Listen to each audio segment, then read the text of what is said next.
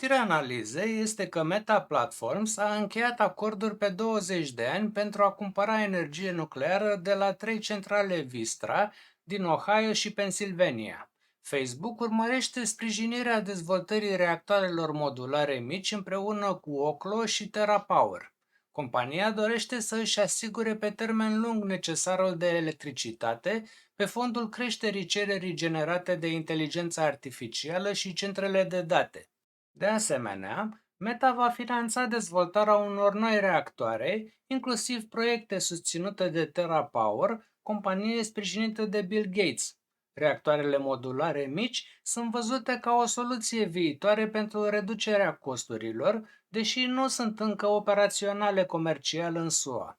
Prin aceste inițiative, Meta ar putea deveni unul dintre cei mai mari cumpărători corporativi de energie nucleară din istoria SUA.